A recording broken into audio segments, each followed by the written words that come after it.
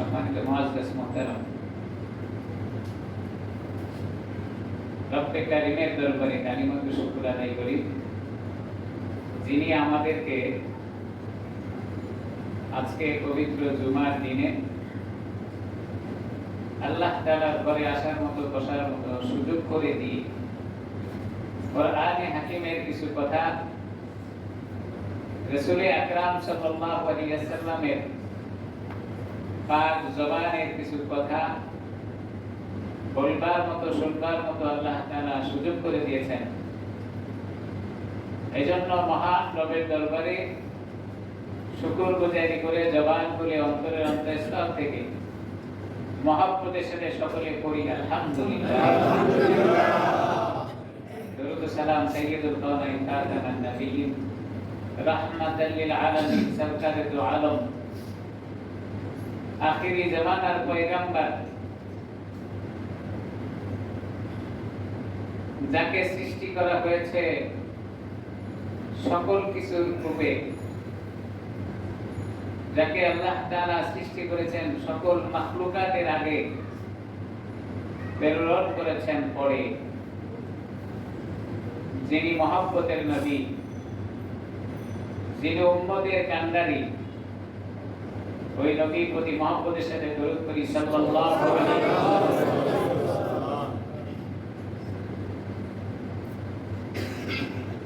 অত্যন্ত জটিল এবং কঠিন সময়,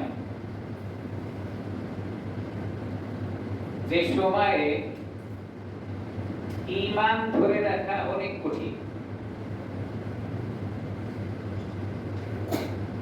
হাদিস শরীফের ভিতরে রাসূল আকরাম সাল্লাল্লাহু আলাইহি ওয়াসাল্লাম ইরশাদ করেছেন,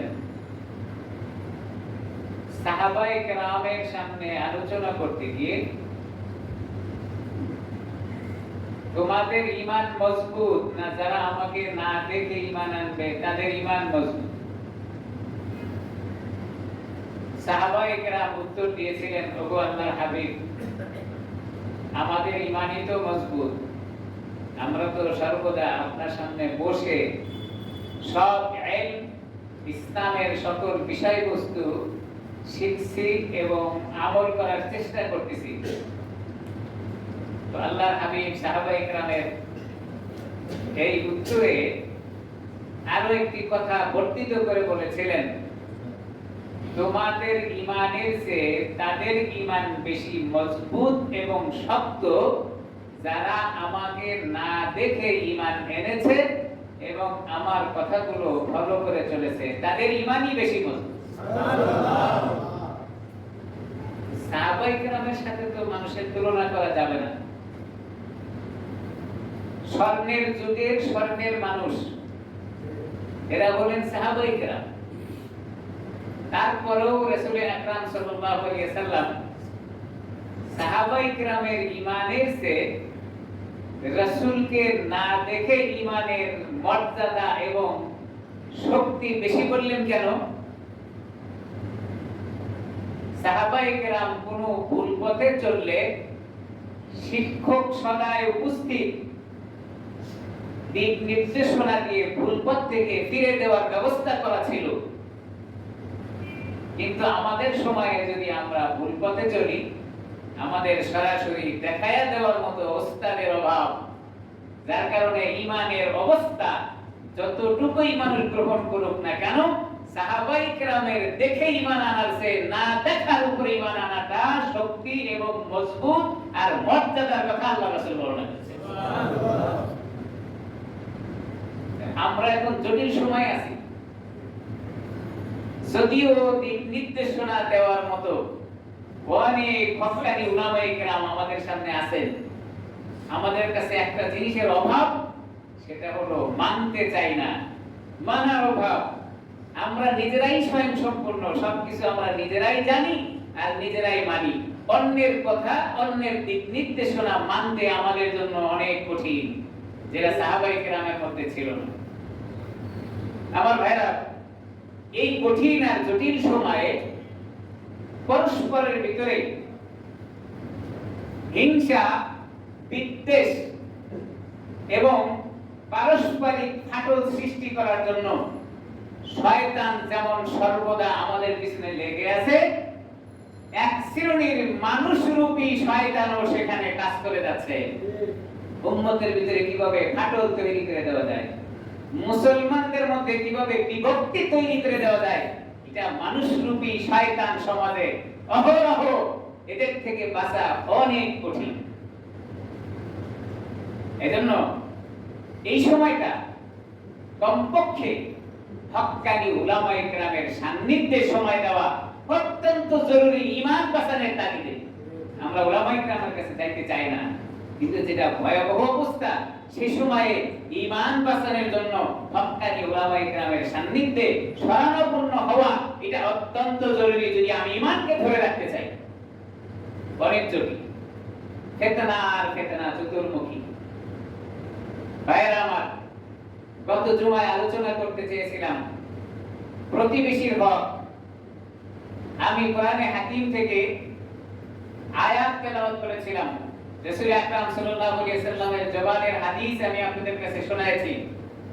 আজকেও আমি আপনাদের সামনে কোরআনে হাকিমের সূরা নাহল থেকে ছোট্ট একটি আয়াতের অংশ পেশ করেছি। রাসূল আকরাম সাল্লাল্লাহু আলাইহি ওয়াসাল্লামের অসংখ্য হাদিস থেকে একখানা হাদিস আমি আপনাদের সামনে পেশ করেছি। আয়াত এবং হাদিসকে সামনে রেখে গত জুমার অসমাপ্ত আলোচনা আজকে সমাপ্ত করার লক্ষ্যে আমি কিছু কথা বলবো ইনশাআল্লাহ। আল্লাহ তাআলার কাছে তৌফিক চাই, যদি আল্লাহ তাআলা তৌফিক দান করেন। গত জুমায় আলোচনা ছিল প্রতিবেশীর হক। হকের ব্যাপারে আমরা অত্যন্ত দুর্বল। আমরা সদাই সর্বদা শুনে থাকি দুই ধরনের হক দুনিয়ার জীবনে আল্লাহ তাআলা মানুষের সামনে রেখেছেন। এক ধরনের হককে বলা হয় হকুল্লাহ, আল্লাহর হক, আর এক ধরনের হককে বলা হয় হকুল আবদ বা বান্দার হক। আলোচনা চলতেছিল প্রতিবেশীর হক নিয়ে। হকের ব্যাপারে আল্লাহ তাআলা কোরআনে হাকিমের খুব সুন্দর একটি আয়াত আমাদের সামনে পেশ করেছেন। আল্লাহ তাআলা বলেন, ইন্নাল্লাহা ইয়া'মুরু বিল আদল। এই আয়াতকে নিয়ে যদি আলোচনা করা যায় তো সপ্তাহব্যাপী আলোচনা করলেও এর পরিপূরক আলোচনা শেষ করা সম্ভব হবে না। এতটুকু শব্দের ভিতরে এত কথা আল্লাহ তাআলা নিহিত রেখেছেন। এই একটি মাত্র বাক্যের ভিতরে আল্লাহ তাআলা গোটা জগতের মাখলুকের মধ্যে যত ধরনের ইনসাফিয়াতের আলোচনা আছে সব আল্লাহ তাআলা এখানে রেখে দিয়েছেন। এজন্য মানুষের সামনে আল্লাহ তাআলা পেশ করলেন কি, তুমি তোমার সমসাময়িক অবস্থার উপরে সকলের উপরে ইনসাফ কায়েম করো। আল্লাহ তাআলার নির্দেশ, ইন্নাল্লাহা ইয়া'মুরু বিল আদল। আমর সূচক শব্দ আল্লাহ তাআলা বলেন, তুমি তোমার অবস্থার উপর থেকে সকলের হক যথাযথভাবে আদায় করো, যেটাকে ইনসাফ কায়েম করা বলে। এখন ইনসাফ কায়েম করতে গিয়ে হকের ব্যাপারে আলোচনা আল্লাহ তাআলা পেশ করেছেন। আমি চার ধরনের হকের ব্যাপারে আমি আপনাদের সামনে কথা বলবো। তার মধ্যে গত জুমায় আমি কিছু কথা শুনিয়েছিলাম। সর্বপ্রথম হক হলো আল্লাহ তাআলা। আল্লাহ তাআলার হক কেমন? আল্লাহ তাআলা বান্দার উপরে কিছু হক আছে, আবার বান্দারও আল্লাহ তাআলার উপরে কিছু হক আছে। অর্থাৎ আল্লাহ তাআলাও বান্দার কাছে কিছু চান, আর বান্দারও আল্লাহ তাআলার কাছে কিছু চাওয়ার আছে। এটা অত্যন্ত জটিল বিষয়। আমাদের প্রতি আল্লাহ তাআলার কি হক, আবার আল্লাহর কাছে আমাদের কি হক, দুইটি মাত্র শব্দ। এক নাম্বার শব্দ হলো আল্লাহ তাআলা মানুষকে সৃষ্টি করেছেন আল্লাহ তাআলার ইবাদত বندگی করার জন্য, যেটাকে দাসত্ব বা গোলামি বলা হয়। তো আল্লাহ তাআলার বান্দাদের প্রতি হক কি, আর বান্দা আল্লাহ তাআলার কাছে কি পাওনা কি পায়। প্রথম নাম্বার হলো, যেহেতু আল্লাহ তাআলা মানুষকে সৃষ্টি করে প্রথমেই আদেশ জারি করেছেন, সেই ক্ষেত্রে মানুষের হক আগে আদায় করতে হয়। অর্থাৎ আল্লাহ তাআলা আমার কাছে কি পান, আল্লাহ আমার কাছে কি পাওনা, এটা আগে বান্দা আদায় করবে, এরপরে বাকিটা আল্লাহ তাআলা দিবেন। তো বান্দা কি হক আদায় করবে আল্লাহ তাআলার? আল্লাহ তাআলা বলেন, আমি মানুষকে সৃষ্টি করেছি আমার ইবাদত আর বندگی করার জন্য। বান্দা আল্লাহ তাআলার হক আদায় করতে গিয়ে আল্লাহর দাসত্ব করবে আর গোলামি করবে, অর্থাৎ আল্লাহ তাআলার হুকুম মানবে। এটা হলো আল্লাহ তাআলা বান্দার কাছে পাওনা। তো আল্লাহ তাআলা যখন বান্দার কাছ থেকে পাওনা পেয়ে যাবেন, আল্লাহ বান্দাকে কি দিবেন? বান্দা আল্লাহ তাআলার কাছে কি পাওনা আছে? আল্লাহ তাআলার কাছে পাওনা হলো বান্দা আল্লাহ তাআলার কাছে জান্নাত পাওনা। দুইটি জিনিস। আল্লাহ তাআলা বান্দার কাছে পাওনা হলো আল্লাহর হুকুম মানবে, আর বান্দা আল্লাহ তাআলার কাছে পাওনা হলো আল্লাহ তাকে জান্নাত দিয়ে দিবে। বা সহজ। আর এখন আরবি ভাষায় একটা কথা আছে, বাতালাস শারত বাতালাল মাশরুত। কোন জিনিসের জন্য যখন শর্ত করা হয়, ওই জিনিস যদি পাওয়া না যায়, তাহলে শর্তকৃত জিনিসটিও আপনি পাবেন না। আমি যদি বলি কাগজটি বিক্রি করব 10 টাকার বিনিময়ে, তাহলে এখানে শর্ত করা হলো 10 টাকার বিনিময়ে কাগজ বিক্রি হবে। আপনি 10 টাকা দিলেই কাগজটা আপনাকে দেওয়া হবে, 10 টাকা না দিলে কাগজটা দেওয়া হবে না। তাহলে সর্বপ্রথম বান্দা আল্লাহ তাআলার কাছে পাওনা ছিল, কিন্তু আল্লাহর নির্দেশ হলো বান্দা আমার হক আদায় করলেই আমি তাকে দেব। আমি বান্দা আল্লাহর হক আদায় করব কি? আমার উপরে হুকুম জারি হয়েছে ইবাদত করা। আমি ইবাদত করলেই আল্লাহ আমাকে জান্নাত দিবে। ইবাদত না করলে বাতালাস শারত বাতালাল মাশরুত, আল্লাহ আমাকে জান্নাত। সহজ কথা।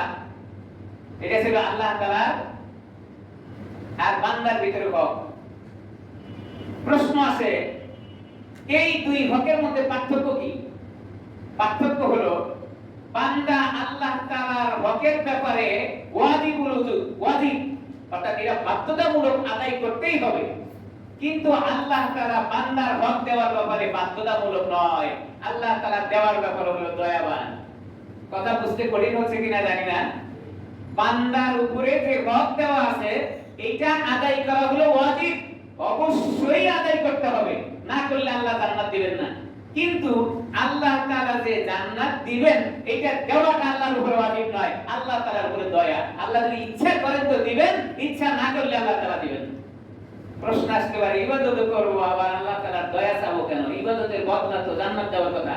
আল্লাহ তাআলা বলেন বান্দা আদায় করবে ইবাদত, আর আল্লাহ তাআলা দিবেন জান্নাত।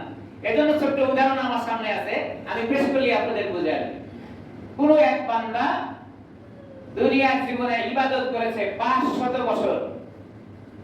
500 বছর ইবাদত করার পরে এবার আল্লাহ তাআলা তাকে তো জান্নাত দিবেন, যেহেতু ইবাদত বান্দা ইবাদত আদায় করেছে, আল্লাহর হক আদায় করেছে, তো আল্লাহর হক আদায় করার পরে আল্লাহ তাআলা তাকে দিবেন জান্নাত। এখন হাসরের বিশাল ময়দানে আল্লাহ তাআলার এই বান্দা জান্নাতে যাওয়ার জন্য অপেক্ষায় আছে। আল্লাহ একজন ফেরেশতাকে ডাকতে বলবেন, যাও, আমার এই বান্দা 500 বছর ইবাদত করেছে, সে জান্নাত পাও না, কিন্তু আমার দয়ার দ্বারা তাকে জান্নাতে দাও। বুঝবেন ভালো করে কি বলে আল্লাহ তাআলা কি বললেন? বান্দা 500 বছর ইবাদত করেছে, সে জান্নাত পাও না, তবে আমার দয়ার দ্বারা তাকে জান্নাতে দাও। আল্লাহর ওই বান্দা যিনি 500 বছর ইবাদত করেছেন, এই কথা তার কানে পৌঁছার পরে বলতেছেন, আল্লাহ আমি তো 500 বছর ইবাদত করেছি, এখন জান্নাত আপনি আমাকে দিবেন, তো জান্নাতে যাওয়ার জন্য আপনার দয়া লাগবে কেন? আমার 500 বছরের ইবাদতের বদলা আপনি আমাকে জান্নাতে দেন। আল্লাহ তাআলা বান্দার এই কথা না শুনে ফেরেশতাকে আবার বললেন, যাও ফেরেশতা, তুমি বান্দাকে বলো আমার দয়ার কারণে বা আমার দয়ার দ্বারা তাকে জান্নাতে দাও। তো ফেরেশতা আবার তাকে বললেন যে তোমাকে আল্লাহ তাআলা দয়ার দ্বারা জান্নাত দিতে বলেন। ওই বান্দা এবার আবার বলতে থাকবে, আল্লাহ আমি তো 500 বছর ইবাদত করেছি, আপনার কথা ছিল বান্দা ইবাদত করবে আর আপনি জান্নাত দিয়ে দিবেন, এখন আপনার দয়া লাগবে কেন? এবার আল্লাহ তাআলার মুখ খুলছে, বান্দাকে ডাকতে বলতেছেন, আমার দয়া লাগবে কেন এটা তুমি শুনতে চাও? হিসাব নিকাশ করে জান্নাতে যাইতে চাও? আমার দয়া তোমার লাগবে না এটা তোমার মনে হচ্ছে, ঠিক আছে, এবার তাহলে হিসাব নিকাশ নিয়ে বসো। আল্লাহ তাআলা বান্দাকে বলবেন, তুমি যে 500 বছর ইবাদত করেছো, এর মূল্য তোমার কাছে কতটুকু? আমি যে তোমাকে 2টা চক্ষু দান করেছি, তোমার হিসাব নিকাশ মিলায়া দেখো তো 500 বছর কেন 5000 বছর তুমি ইবাদত বندگی করো, 2টা চোখ তুমি কোথাও পাবে কিনা? কি বলেন সম্ভব? 500 বছর ইবাদত করে তুমি দয়া ছাড়া জান্নাতে যাইতে চাইতেছো? আল্লাহ তাআলা বলবেন, তোমাকে আমি চক্ষু দিছি, এইটা 500 বছর ইবাদত দিয়া তোমার জরিপে কি হয় তুমি পাও? বান্দা এবার চুপ হয়ে যাবে, আল্লাহ 500 বছর কেন 5000 বছর যদি ইবাদত করা হয়, এমন নিয়ামত চোখ কোনোদিনও পাওয়া সম্ভব নয়। আল্লাহ তাআলা বলেন বান্দা ঠিক আছে এটা সম্ভব না, কিন্তু তোমার 500 বছরের ইবাদতই আমি মাইনা নিলাম যে 500 বছরের ইবাদত দিয়া দুইটা চোখ পাওয়া যায়, তাহলে তোমার সাথে আর আমার সাথে লেনদেন ক্লিয়ার। কি বলেন? যাদের মধ্যে ঝগড়া হয়েছে এরা যদি মাইনা নেয় আর তৃতীয় পক্ষের তো প্রয়োজন নাই, তা আল্লাহ তাআলা বলবেন আমি মাইনা নিলাম যে তোমার 500 বছর ইবাদত দিয়েই আমি তোমাকে জান্নাত দিলাম, যদিও তোমার হিসাবে মেলে না, কারণ তুমি নিজে স্বীকৃতি দিয়েছো 5000 বছর ইবাদত করার পরেও দুইটা চোখ পাওয়া সম্ভব নয়, সেখানে আমি আল্লাহ তাআলা তোমার 500 বছর ইবাদত দ্বারাই আমি তোমাকে জান্নাত দিলাম, মেনে নিলাম আমি এটা। আর তো ঝগড়া থাকার কথা না। আল্লাহ তাআলা মেনে নেওয়ার পরে বলতেছেন বান্দা তাহলে তোমার সাথে আর আমার লেনদেন ক্লিয়ার হয়ে গেল যে 500 বছর ইবাদত দিয়া তুমি দুইটা চোখ পাইলা, এবার তুমি আমাকে হিসাব দাও তোমার যে দুইটা কান দিছি এটা কোন ইবাদত? কি বলে? আমি যে তোমারে কথা বলার শক্তি দিছি এটা কোন ইবাদত দিয়ে আমার সাথে মিলাইবা, হিসাব দাও। আমি যে তোমারে দুইটা হাত দিছি যেমন খুশি তেমন লাগাইতে পারো, যেমন খুশি তেমন করতে পারো, যাকে খুশি তাকে মারতে পারো, যাকে ইচ্ছা তাকে গুলি করতে পারো, যাকে ইচ্ছা তাকে খুশি মারতে পারো, যাকে ইচ্ছা তাকে কলমের কথা দিয়ে নির্দোষ মানুষটাকে আজীবনের জন্য জেলখানায় রাখতে পারো। তুমি আর এই হাতটা কোন আমল দ্বারা হিসাব দিবা আমার কাছে? যে পা দিয়া তুমি চলতেছো এই পা দুইটার হিসাব তুমি এখন কি দিয়ে দিবে? আল্লাহ বান্দা চোখের পানিগুলো ছেড়ে দিয়ে আল্লাহর সামনে ডাকতে বলেন আল্লাহ বুঝে আসে নাই বুঝতে পারি নাই যে তোমার দয়া ছাড়া জান্নাতে যাওয়া যাবে না। 500 বছর ইবাদত দিয়া আমি তোমার দয়া ছাড়া জান্নাতে যাইতে চাইছি, এটা ভুল। শয়তান আমারে ধোঁকা দিয়েছে, তোমার দয়া ছাড়া জান্নাতে যাওয়া যায় না। 500 বছর ইবাদত দিয়া তুমি আমার দুইটা চোখ বদলাই দিয়ে দিলা, আমি তোমার জান্নাতে যাইতে পারবো না। আল্লাহ তাআলা ফেরেশতাকে ডাকতে বলেন না ফেরেশতারা আমার বান্দা যেহেতু স্বীকার করছে জান্নাতে আর যাইতে পারে না, ফায়সালা জাহান্নামে নিয়ে যাও, টেনে টেনে তাকে জাহান্নামে। কি হলো? 500 বছর ইবাদত কোথায়? আর আমরা 60 বছর হায়াত করার পরে 30 বছর ওয়াকাম কুকাম যা আছে সব করার পরে এবার তসবিহ কান হাতে নিয়ে যায় নামাজটা বগলের নিচে রাখা মসজিদে আইসা এবার সামনের কাতারে 2-4টা ঢিপ দেওয়ার পরে মনে করতেছি আমার সে আবেদ আর আসমানের নিচে তো কি বলেন? ভুল বললাম? 30 বছর পর্যন্ত যা করছে এটা তো হিসাব নিকাশ নাই, এটা হিসাব নিকাশ সবাই চাকরিজীবীদের কথা বলাই যাবে না। এরা 50 বছরে যা করে আছে সব আমল নামায় জমা হয়ে আছে, সব তাহাজ্জুদের আমল, সব তাহাজ্জুদের। कुछ तो वैशन क्या तसद्दु कुछ करो मज़ाम का रफ्ता रफ्ता मेरी सूरत उनकी सूरत बन गई। আমি আর আপনি ধারণা করতেছি যা করছি তো আর কেউ দেখেনি। কি বলেন? দেখে না? এই যে শব্দ কি হয়ে গেল সব আছে, সব সংরক্ষিত, আপনার আমার কাছে না থাকলেও জায়গা মতো আছে। কি বলেন? নাই? কথা বলেন না কেন? ভয় পান নাকি? আমার কাছে না থাকতে পারে কিন্তু জায়গা মতো আছে। এইটা যদি জায়গা মতো থাকে আল্লাহ তাআলার কাছেও আছে। কি বলেন? আছে না? যাবেন কোথায়? এজন্য একটু সাবধান হওয়া দরকার, খুব সাবধান। তো আল্লাহ তাআলার হক আদায় করতে গিয়ে কি হলো? বান্দা 500 বছরের ইবাদত দিয়া চোখের মুআমালায় লেনদেন শেষ হয়ে গেল। আল্লাহ কয় বান্দারে এবার নিয়ে যাও জাহান্নামের দিকে। এখন যদি আল্লাহর দয়া না থাকে আর হিসাব নিকাশ আছে, আল্লাহর সাথে সব ক্লোজ ডিসমিস, যাবেন কোথায়? এজন্য এবার আল্লাহর দয়ার দরকার আছে। তো আল্লাহ তাআলা যে প্রথমে বলেছিল বান্দাকে আমার দয়ার দ্বারা জান্নাতে যাও, কথা ঠিক ছিল তো? ঠিক। ইবাদত করলেই জান্নাত পাওয়া যাবে এরকম নয়, আল্লাহর দয়ার প্রয়োজন আছে জান্নাতে যাওয়ার জন্য। এজন্য ইবাদত করে অহংকার করেন না, সেজদা দিয়ে কপালে কালো বানায়া মনে করতেছেন যে আমি বড় আবেদ। এই আবেদের বিন্দু পরিমাণ আল্লাহর কাছে দাম নাই যদি আল্লাহ আমার উপরে দয়া না করে। আল্লাহ দয়া না করলে কিছু না। আল্লাহ তাই এটা কেন আল্লাহ তাআলার হক আর বান্দার হক বিষয় ক্লিয়ার হয়েছে কিনা জানি না। ইবাদত করলেই জান্নাত দিবে এরকম না, তবে আল্লাহ শর্ত করেছেন আল্লাহর কাছে জান্নাত পাওয়ার জন্য ইবাদতের প্রয়োজন আছে। তবে আল্লাহ তাআলা জান্নাত দিবেন ইবাদতে লাগবে সেটা আল্লাহর দয়ার কারণে।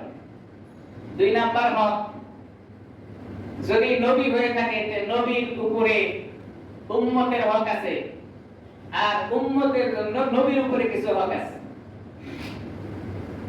নবীর উম্মতের উপরে হক কি?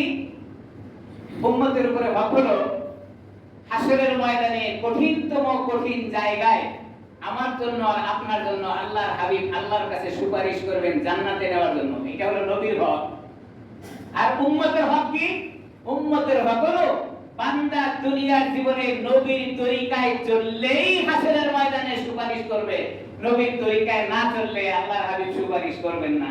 এবার খুব মিলান, নবীর তরিকায় চললেই সুপারিশ, আর নবীর তরিকায় না চললে সুপারিশ নাই। গুরুত্বপূর্ণ আমল হলো দুনিয়ার জীবনে কোনো মানুষ যদি আল্লাহ তাআলার হাবিবের উপরে একবার দরুদ শরীফ পড়ে, তো আল্লাহ তাআলা তার উপরে 10টি রহমত নাযিল করেন। দরুদ শরীফ পড়লেন রাসূলের উপরে, রহমত নাযিল করেন আল্লাহ, আর সুপারিশ করবেন আল্লাহর নবী হাসরের ময়দানে। এখন দরুদ যারা পড়ে না, এরা কি রাসূলের সুপারিশ পাওয়ার মতো? দরুদের ব্যাপারে হিসাব নিকাশ আছে। দরুদ শব্দটা বললেই শুধুমাত্র হবে না। কোন দরুদ? নামাজের ভিতরে দরুদ পড়ি আমরা, সেটা দরুদে ইব্রাহিম পড়তে হবে কার তরিকায়? রাসূলের তরিকায়। দরুদটা পড়া হয় কোথায়? নামাজের শেষে অথবা বৈঠকের শেষে। তরিকা লাগবে কার? রাসূলের। নিয়ম আর পদ্ধতি লাগবে রাসূলের। রাসূলের তরিকা আর পদ্ধতি ছাড়া যদি কেউ দরুদ শরীফ পড়ে, তাহলে এটা আবার গ্রহণযোগ্য না। রাসূলের তরিকা ছাড়া যদি হয়, তাহলে নবীর সুপারিশ পাওয়ার কোনো সুযোগ নাই। দরুদ শরীফের ফজিলত হলো কোন মানুষ যদি একবার দরুদ শরীফ পড়ে, তো আল্লাহ তাআলা তার উপরে 10টি রহমত সদাই নাযিল করেন। অর্থাৎ পড়লো তো পড়ার সাথেই আল্লাহ তাআলা তার উপরে 10টা রহমত দিয়ে দিলেন। আমলনামায় লেখা হয়ে গেছে। বিষয় বুঝতে হবে, এই 10টি রহমত পাওয়া বড় ফজিলতের ব্যাপার। দরুদ শরীফ পড়লেই যদি 10টি রহমত পাওয়া যায়, তাহলে যদি আপনি মনে করেন যে নামাজের শেষে যায় দরুদ শরীফ পড়লে এই ফজিলত, তাহলে তো শুরুতেও একবার পড়ে নিলে এই ফজিলত পাওয়া যাইতে পারে। কি বলেন? শেষে যেহেতু পড়লে সওয়াব আছে, শুরুতে পড়লেও তো সওয়াব হবে। আপনি এবার নামাজের শুরুতেই দরুদ শরীফ পড়া শুরু করলেন, পাওয়া যাবে তো সওয়াব। কি নাই এখানে? নবীর তরিকা নাই। কারণ নবী এখানে নামাজের শুরুতে দরুদ পড়তে বলেন নাই, পড়তে বলেছেন কোথায়? নামাজের শেষে। তাহলে রাসূলের তরিকা ছাড়া যদি ফজিলতের কথা শোনার পরে কোন ব্যক্তি নামাজের শুরুতেই দরুদ শরীফ পড়া শুরু করে, এক বিন্দু পরিমাণ নেকির আশা করা। এখানে মিস্টেক হয়েছে কি? নবীর তরিকা। আল্লাহ রাসূল বলেছেন নামাজের শেষে পড়া। আপনি চিন্তা ভাবনা করে বললেন ফজিলতের ব্যাপার যেহেতু, তো নামাজের শুরুতে একবার পড়ে নেই। নামাজের শুরুতে পড়লে এই সওয়াব পাওয়া যাবে। মসজিদে বয়ান হয়েছে পাদরি পড়ে নামাজ পড়লে এক রাকাতে 70 রাকাতের সওয়াব পাওয়া যায়। পাদরি পড়লে নামাজ পড়লে এক রাকাতে 70 রাকাতের সওয়াব। চিন্তা করলো এত বড় সওয়াব থেকে মাহরুম হওয়া যায় না। তো বাসা থেকে যখন বের হয়েছে, পাদরির খোঁজ খবর নাই, পায় নাই, তো মসজিদে ঢোকার সময় লঙ্গি খান খুলে এবার মাথায় পাদরি বেঁধে মসজিদে ঢুকছে। কি বলেন? সওয়াব পাওয়া যাবে না? আদায় করছে সুন্নাত, তরক করছে কি? তাহলে ফরজ ছেড়ে দিয়ে সুন্নতের দিকে দৌড়াইলে সওয়াব পাওয়া যাবে না। যেমন সুন্নাত আল্লাহর রাসূলের তরিকা বিহীন নিজের মন গড়া যদি কোনো ব্যক্তি আমল করতে চায়, তাহলে সেখানেও কোনো সওয়াবের আশা করা যায় না। রাসূল আকরাম সাল্লাল্লাহু আলাইহি ওয়াসাল্লামের উপরে দরুদ পড়লে সওয়াব হবে, সেটা রাসূলের তরিকা নয়, রাসূলের তরিকা ছাড়া নয়। আল্লাহ রাসূল বলেছেন খানার সময় দস্তরখান বিছিয়ে খানা খাইলে সে ব্যক্তি আমার উম্মত হিসেবে দাবি করতে পারবে, আমি হাসরের ময়দানে তাকে সুপারিশ করব। এখন খানার সময় দস্তরখান না বিছায়া যদি কোনো মুসলমান খানা খায়, সে কি আল্লাহর রাসূলের তরিকায় চলছে? আল্লাহর রাসূলের সুপারিশ পাওয়ার যোগ্য? আল্লাহর হাবিব বলেছেন মুসলমান দাবি করলে তার মুখের সুন্নাত দাড়িটুকু অবশ্যই রাখতে হবে। যদি রাখে তাহলে সে আমার সুন্নত তরিকায় চললো, আমি তার জন্য হাসরের ময়দানে সুপারিশ করব। রাখে নাই তো সুপারিশ পাবে? কি বলেন? জায়েজ দেখে, জায়েজ দেখে। তাহলে রাসূলের তরিকা নাই, হাসরের ময়দানে সুপারিশ নাই। আমার ভাইরা, এক হাদিসের ভিতরে বর্ণিত হয়েছে মানুষ হাসরের ময়দানে পিপাসিত অবস্থায় উঠবেন। রাসূল আকরাম সাল্লাল্লাহু আলাইহি ওয়াসাল্লামের কাছে হাউজে কাউসারের জিম্মাদারি থাকবে। সুবহানাল্লাহ বলেন। সুবহানাল্লাহ। হাউজে কাউসার চেনেন তো? মানে পদ্মা সেতুর নিচে যেটা, এটা হাউজে কাউসার না? হ্যাঁ, পদ্মা সেতু দিছে, এটা হাউজে কাউসার না। একমাত্র শুধুমাত্র হাউজে কাউসার এটা আমাদের রাসূলের কাছে জিম্মাদারি। সুবহানাল্লাহ, সুবহানাল্লাহ। আর কোন নবীরা পাবে না। হাউজে কাউসারটা কি জিনিস? ধরে নেন একটা পানির পুকুর, যেই পুকুর থেকে একবার কোনো মানুষ যদি পানি পান করে তাহলে জান্নাতে যাওয়ার আগ পর্যন্ত যত কঠিনতর কঠিন জায়গা থাক না কেন সেখানে তার আর পানির পিপাসা লাগবে না। সুবহানাল্লাহ। হাসরের ময়দানে বান্দারা পিপাসিত অবস্থায় উঠবেন। রাসূল আকরাম সাল্লাল্লাহু আলাইহি ওয়াসাল্লাম এই মানুষদেরকে পানি পান করার জন্য হাউজে কাউসারের গ্লাস হাতে নেবেন। হাউজে কাউসারের গেটের সামনে গ্লাসের একটা সংখ্যা স্বাভাবিক পর্যায়ে পরিমাপ করা হয়েছে। মুহাক্কিক উলামায়ে কেরামরা বলেন আসমানে তাকাইলে যে পরিমাণ তারকা দেখা যায় এর চেয়ে 70 গুণ বেশি হাউজে কাউসারের সামনে হাউজে কাউসার পানি পান করার গ্লাস থাকবে। সুবহানাল্লাহ। আকাশের তারকা গণনা করার মতো কোন ব্যবস্থা আছে? শুধু এই পরিমাণ না, এর চেয়ে 70 গুণ বলা হয়েছে। এত গ্লাস আল্লাহর হাবিব হাউজে কাউসারের পানি পান করানোর জন্য ওই উম্মতের সামনে দাঁড়াবেন, কারণ তারাও তো উম্মত।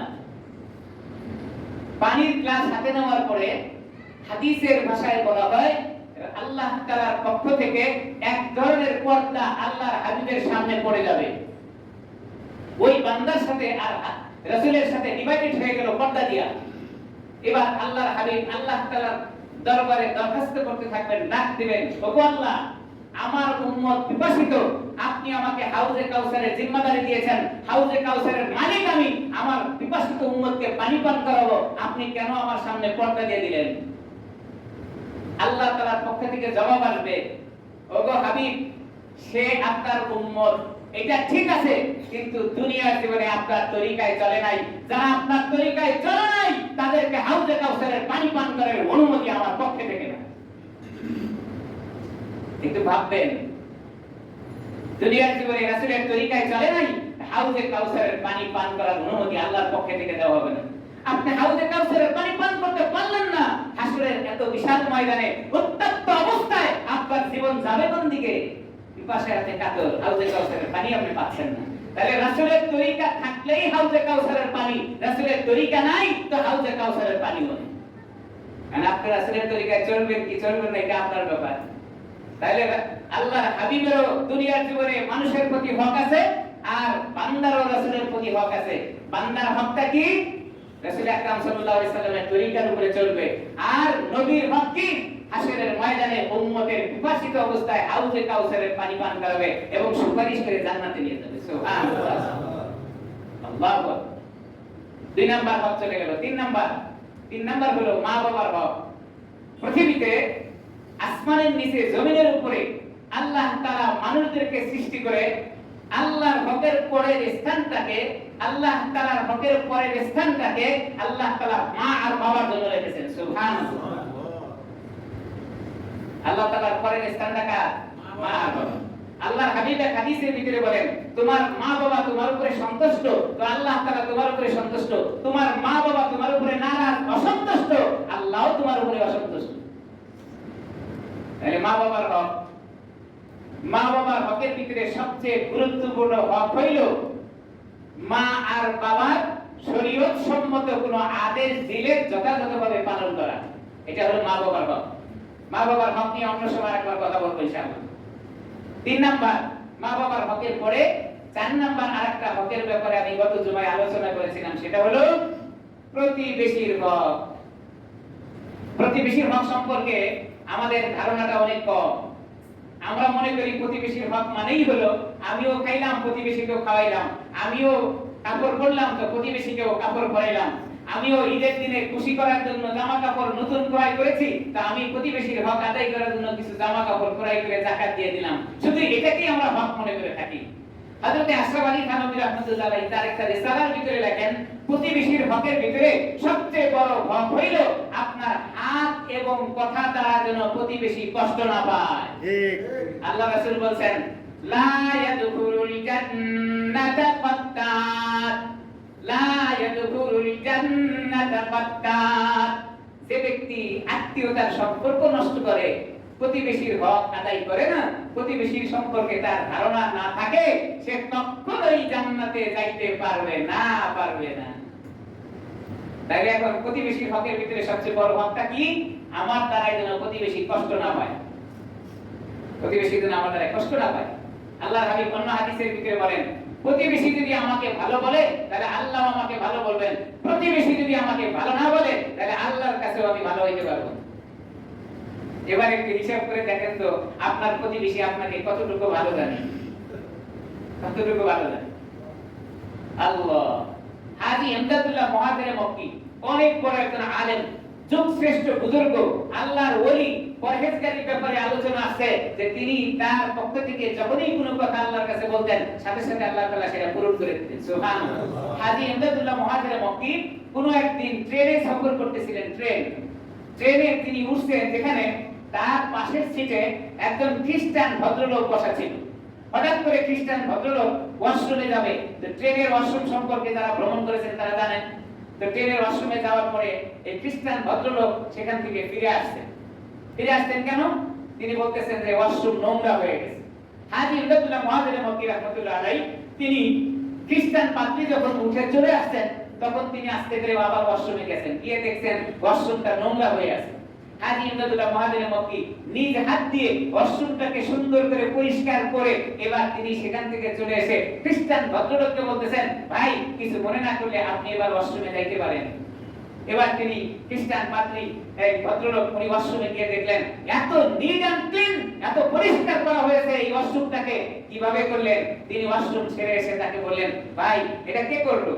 তো বলতেছে, করেছেন আল্লাহর কোন বান্দা, এই ওয়াশরুমটাকে পরিষ্কার করে নিয়েছেন। তখন হাজী ইমদাদুল্লাহ মুহাজিরে মক্কি রাহমাতুল্লাহ আলাইহি তিনি তাকে বুঝাইতে গিয়ে বললেন, এইটা হলো প্রতিবেশীর হক, এটা হলো প্রতিবেশীর হক।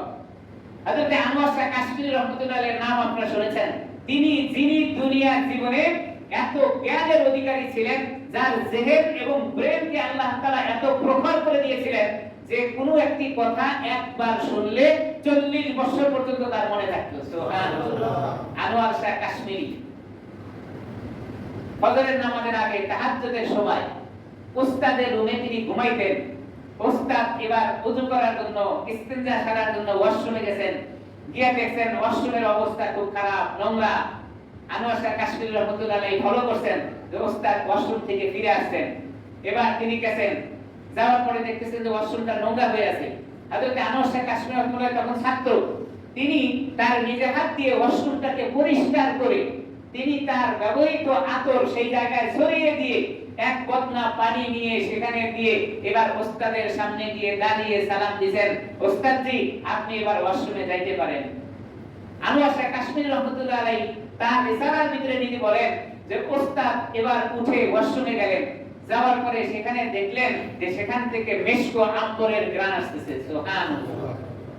ওয়াশরুম থেকে বের হয়ে আসার পরে আনোয়ার শাহ কাশমিরির সামনে এসে দাঁড়িয়ে দোয়া করেছিলেন, আল্লাহ আমার ওয়াশরুম থেকে যেমন মেশক আম্বরের ঘ্রাণ আমি পাইলাম, ওয়াশরুমটাকে যে পরিষ্কার করে দিয়েছে তার ইলমের দ্বারাই সারা দুনিয়ায় যেন এরকম মানুষ মেশক আম্বরের ঘ্রাণ পায়।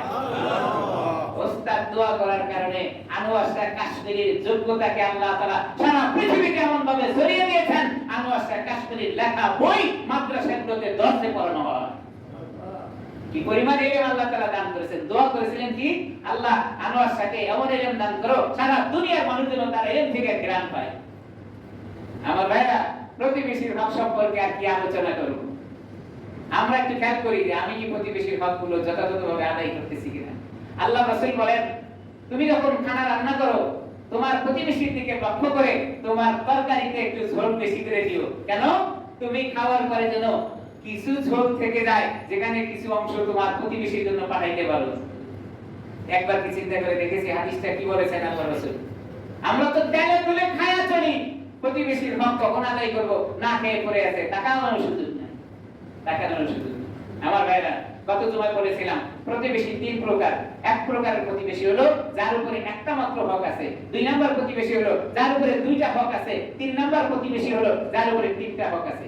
এক নাম্বার প্রতিবেশী যার উপরে একটা হক আছে, সেই প্রতিবেশী যদি অইসলামিক হয়, অমুসলিম হয়, তারপরেও তার উপরে একটা হক আছে, তার সাথে আপনি ভালো ব্যবহার করবেন। দুই নাম্বার হলো যার উপরে দুইটা হক আছে সেই ব্যাপারে হলো যে ব্যক্তি মুসলমান প্রতিবেশী, তার উপরে দুইটা হক। এক নম্বর হলো আপনার প্রতিবেশীর পাশে, আর এক নম্বর হলো সে মুসলমান, এই জন্য তার সাথে ভালো ব্যবহার করবেন। তিন নম্বর হলো আপনার আত্মীয় প্রতিবেশী। এক নম্বর হলো সে আত্মীয়, দুই নম্বর হলো সে মুসলমান, তিন নম্বর হলো আপনার ঘরের পাশে থাকে। এই তিন নম্বর প্রতিবেশীর হকটা আমরা এখন ভুলে গেছি। আত্মীয় সম্পর্ক এখন আমাদের নষ্ট হয়েছে। ভাই ভাইকে চেনে না, ভাই বোনকে চেনে না, বোন ভাইকে চেনে না। আত্মীয় সম্পর্ক নষ্ট হতে চলছে কেন? এটা হলো শুধুমাত্র কেবলমাত্র দুনিয়ার ক্ষণস্থায়ী সামান্য মালের কারণে। কি বলেন, ভুল বললাম? ভাই বোনকে চেনে না কেন? ভাগ দিতে হবে। বোন ভাইকে চেনে না কেন? অর্থের ভাগ দিতে হবে। যার কারণে ভাই বোনের সম্পর্ক নষ্ট হয়েছে। এখন আমরা এই মালের কারণে, দুনিয়ার কারণে আমরা আমাদের নিজস্ব আত্মীয় স্বজনের হক যথাযথভাবে আদায় করতে পারছি না, হক আদায় হচ্ছে না। আমার ভাইরা, আর লম্বা কথা বলবো না। প্রতিবেশীর হক সম্পর্কে আর একটি কথা বলবো, সেটা হলে আমাদের সমাজে অসংখ্য মানুষ আছে যারা প্রতিবেশীকে ইচ্ছা করে কষ্ট দেয়, তার ভিতরে একটি আছে, আমাদের শহর বন্দরে সিটি শহরগুলোতে কম হয়, এটা গ্রামে বেশি হয়। গ্রামে দেখবেন আপনার প্রতিবেশীর দিকে একটু দুর্বল থাকে, তো তাহলে তারে আরো একটু চাপায়া তারে কষ্ট দেয়। সেটা হলো তার কোনো মাল সম্পদ আছে কিনা। যদি জমি জমা থাকে তাহলে এটার ব্যাপারে একটু বেশি কড়াকড়ি করে, কিভাবে তারে তালে ফেলে তার কাছ থেকে জমিগুলো নিজের নামে লিখে নিতে পারে। এটা সমাজে খুব চলে। কি বলে জানা আছে আপনাদের? আল্লাহর হাবিব বলেন, দুনিয়ার জীবনে এক বিন্দু পরিমাণ জমি কোন মানুষ যদি জবরদস্তি করে দখল করে নেয়, হাসরের ময়দানে আল্লাহ তাআলা কিয়ামতের দিবসে আসমান জমিনটাকে পুরা জমিন আকারে করে তার মাথায় চাপায় দিবে। এক বিন্দু পরিমাণ জমি যদি আপনি জবরদস্তি করে নেন, তাহলে আসমান আর জমিন পুরোটাই আপনার ঘাড়ে চাপায় দিবে। ওজন হিসেবে আপনি নেবেন কেমনে? এজন্য একটু দেখেন তো খেয়াল করে যে গ্রামের দিকে কারো জমি জুবা আমি একটু এরকম ভাবে দখল করে দিয়েছি কিনা। যদি নিয়ে থাকেন, এখন এটা জানার পরে পরিশোধ করে দেওয়ার ব্যবস্থা করেন। এটা তো গেল গ্রাম আর মানে মফস্বলের এলাকার হিসাব আমি আপনাকে বললাম। যদি শহরে বসবাস করে থাকি, অনেক লোকজন আছে বাইরে বাসার থেকে বের করে দিয়ে বাসাটা নিজের নামে লিখে দিয়েছেন। দেশের বাইরে ভাই অবস্থান করেন, 20টি বছর পরিবার থেকে সে আলাদা হয়ে টাকা পয়সা পাঠিয়ে দিয়েছে বড় ভাইয়ের কাছে, ভাই আপনার সাথে আমার নামে একটা ফ্ল্যাট নিয়ে নিন। এবার ওই কষ্টিত টাকা বড় ভাইয়ের কাছে পাঠানোর পরে সেই টাকা দিয়ে ফ্ল্যাট কিনে নিজের নামে লিখে দিয়েছে। কি করবেন আপনি এই ফ্ল্যাট দিয়ে? কবরে যাবেন তো খালি হাত, কিছু যাবে না আপনার সামনে, যাবে যতটুকু নেক আমল আপনি করেছেন। এজন্য এই হকটা আদায় করার জন্য চেষ্টা করে দেব। যদি আমার এরকম হয়ে থাকে, আমার জানা মতো যদি হয়ে থাকে, আমি সজ্ঞানে স্বেচ্ছায় এটা পরিশোধ করে দেওয়ার ব্যবস্থা করব। যদি মরণের ভয় আমার থাকে, মরতেই হবে, পৃথিবীতে কোনো মানুষই থাকতে পারবে না, যেতেই হবে। এই জন্য যাওয়ার আগে এই হকটা আমি একটু আদায় করে দেওয়ার চেষ্টা করবো। কি বলে নিয়ত করতে পারি না? যারা এই কাজগুলো করেছি তারা অবশ্যই নিজে জানি। কেউ আবার মনে করবেন হুজুর আমারটা মনে হয় জানে, আমি কারোটাই জানি না। হকের ব্যাপারে বললাম, যদি আমি করে থাকি তাহলে পরিশোধ করে দেব। আল্লাহ তাআলা আমাকে সেখানে নাজাতের ব্যবস্থা করে দিবেন, না হলে আল্লাহর কাঠগড়ায় দাঁড়িয়ে জবাব দেওয়ার কোনো রাস্তা সেদিন খুঁজে পাবো না। আল্লাহ আমাকে আপনাকে বুঝে প্রতিবেশীর হক পরিশোধ করে দেওয়ার এবং আদায় করে দেওয়ার ব্যবস্থা আল্লাহ তাআলা করার ব্যবস্থা সুযোগ করে দেন। সকলে বলি আমিন।